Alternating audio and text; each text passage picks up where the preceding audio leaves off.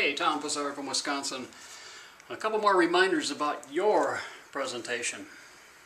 Just came from a little seminar or an outreach event.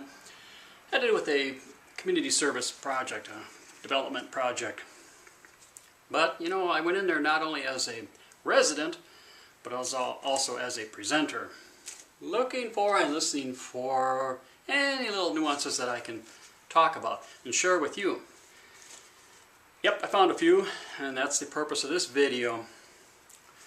First up, use the microphone. Now, this wasn't a particularly large room, and the ceiling was not that tall.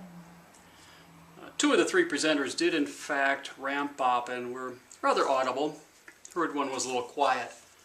But even so, if the microphone is there, use it.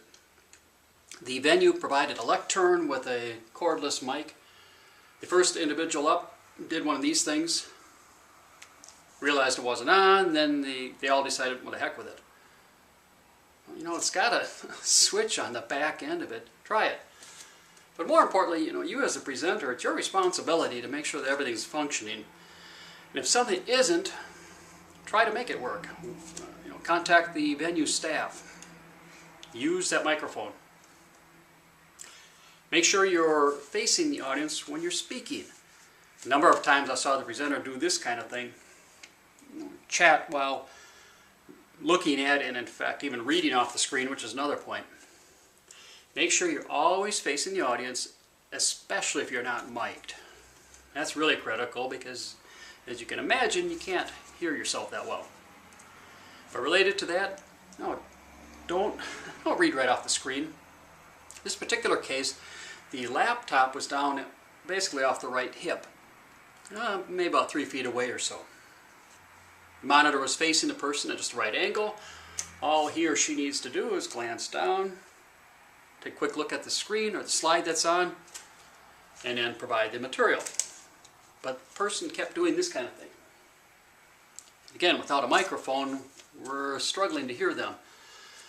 And one of them used a laser pointer. She had to turn from time to time and literally point out something.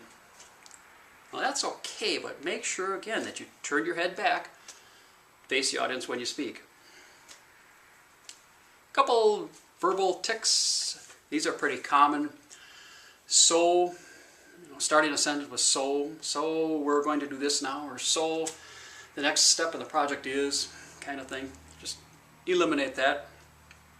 Actually, what we are actually proposing is, what you're proposing is. Work on those verbal tics. So again, make sure you use the microphone, test it in advance.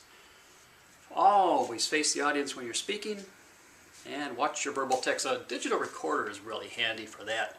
Record your rehearsals and presentations for evaluation. Hope this helps. Tom from Wisconsin saying good luck on your next presentation.